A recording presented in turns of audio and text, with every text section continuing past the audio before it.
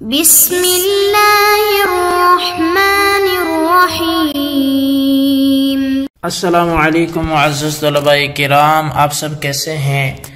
آج ہم تفسیر بیضاوی کے سبق نمبر 79 کو پڑھیں گے۔ آج کے ہمارے سبق کا عنوان ہے کیفیت ورود کا بیان۔ آج کے ہمارے سبق کی عبارت ثم انہ ذکرھا مفردۃ و ثنائیۃ سے شروع ہوتی ہے۔ آئیے آج کے سبق کی عبارت پڑھ کے اس کا ترجمہ کرتے ہیں، اس کے بعد اس کی باقاعدہ وضاحت کی طرف بڑھیں گے۔ تو مصنف علیہ رحمہ لکھتے ہیں ثم انہ ذکرھا مفردۃ و ثنائیۃ و ثلاثیۃ و رباعیۃ و خماسیۃ ایذانا بأن المتحدى به مركب من كلماتهم التي أصولها كلمات مفردة ومركبة من حرفين فصاعدا إلى الخمسة۔ پھر اللہ تعالیٰ نے حروف تہجی کو مفرد بھی ذکر فرمایا اور ثنائی اور ثلاثی و رباعی و خماسی بنا کر بھی ذکر فرمایا، یہ بتلانے کے لیے کہ قرآن عرب کے انہی کلمات سے مرکب ہے کہ جن کلمات کے اصول کلمات مفردہ ہیں، اور وہ کلمات ہیں جن کو 2 حرفوں سے لے کر 5 حرفوں تک سے مرکب کیا گیا ہے۔ وذکر 3 مفردات فی 3 صور لأنها توجد فی الاقسام 3 الاسم والفعل والحرف، اور 3 حروف مفردہ کو 3 صورتوں میں اس لیے ذکر کیا گیا ہے کہ وہ اسم، فعل اور حرف تینوں میں پائے جاتے ہیں۔ وأربع ثنائيات لأنها تكون في الحرف بلا حذف كبل، وفي الفعل بحذف كقل، وفي الاسم بغير حذف كمن، وبه كتم، في 9 صور لوقوعها في كل واحد من الأقسام 3 على 3 أوجه۔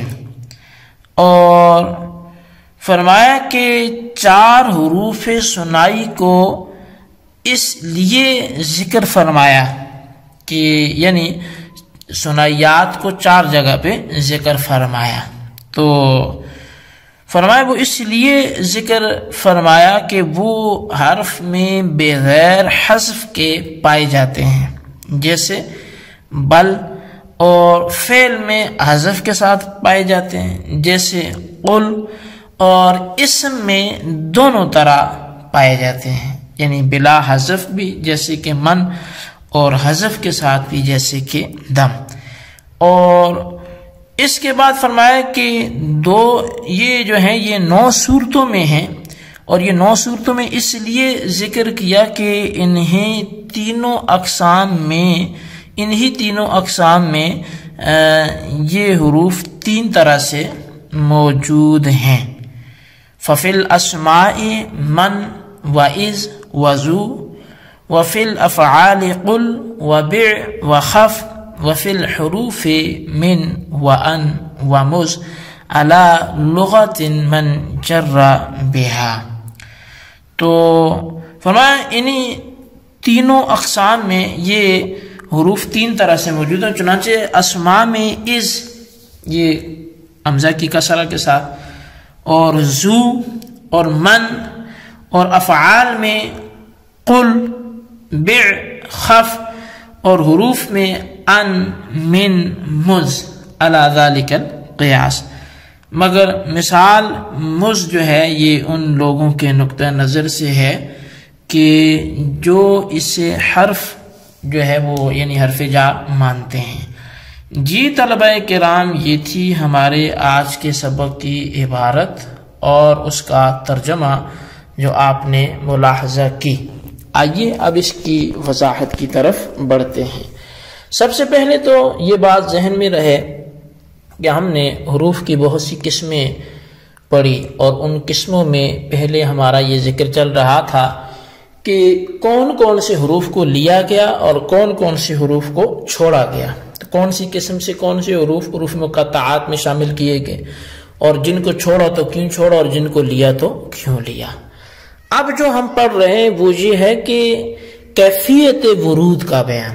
کیفیت ورود سے کیا مراد ہے؟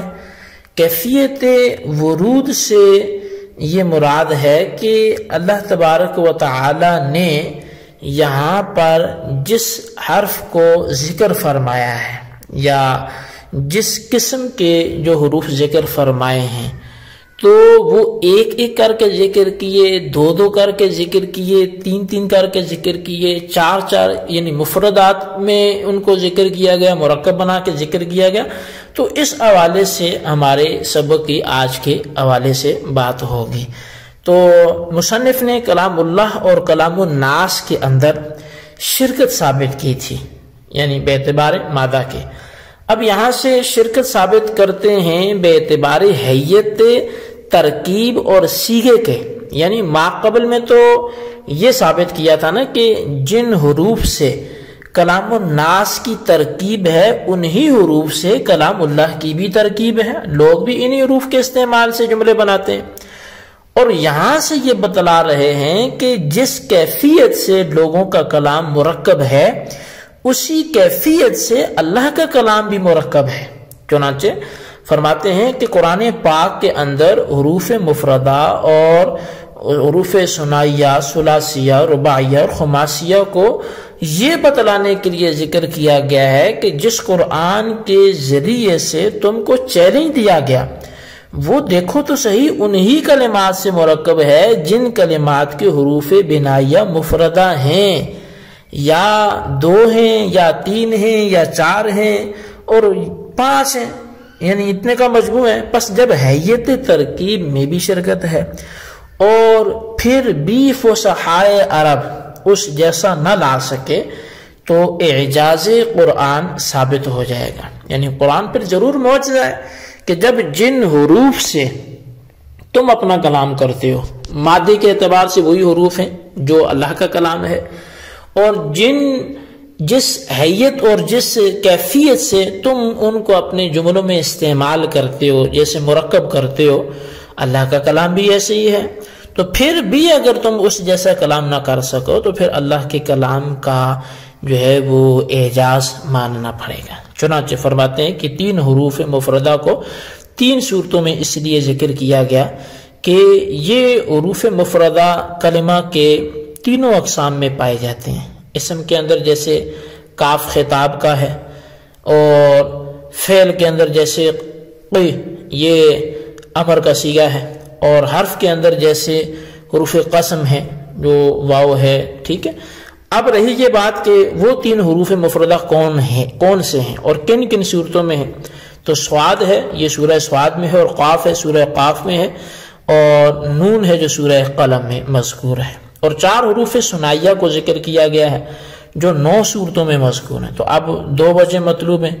اول یہ کہ ان کو 4 ہی کی تعداد میں کیوں ذکر کیا گیا، کم و بیش کیوں نہیں کیا گیا، اور دوسری وجہ یہ کہ 9 صورتوں میں کیوں مذکور ہیں۔ پہلی بات کا جواب تو یہ ہے کہ حروف ثنائیہ کا کلمات ثلاثہ میں 4 طریقوں پر وجود ہے، 2 طریقوں پر حرف اور فعل میں، اور 2 طریقوں پر اسم میں۔ حرف کے اندر تو اگر دیکھا جائے ان کا وجود تو وہ بغیر حذف کے ہے جیسے بل، اور فعل کے اندر حذف کے ساتھ ہوتا ہے جیسے قل اور بے، اور اسم کے اندر بغیر حذف کے بھی ہوتا ہے جیسے من ہے، اور حذف کے ساتھ بھی ہوتا ہے جیسے دمن ہے، تو جو کہ اصل میں دمبن تھا۔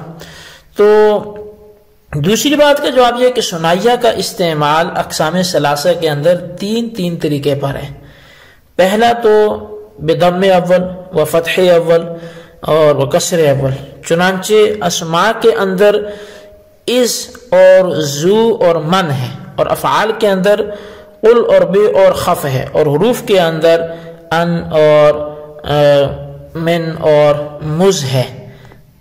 لیکن مز کی مثال ان لوگوں کے قول کی بنا پر صحیح ہوگی جو اس کو حرف جار مانتے ہیں، لیکن جو لوگ اسماء زمان میں سے مانتے ہیں اور اس کا ترجمہ وقت کے ساتھ کرتے ہیں تو ان کی اصطلاح کے مطابق یہ اس کی مثال نہیں بنے گا۔ اب رہی یہ بات کہ 4 ثنائی کون سے ہیں، تو وہ طاسین، یاسین اور حامیم ہیں، جو خود انہی ناموں کی صورتوں میں مذکور ہیں، یعنی اسم با مسمى ہیں، یہی کلمات ہیں اور یہی ان صورتوں کے نام بھی ہیں۔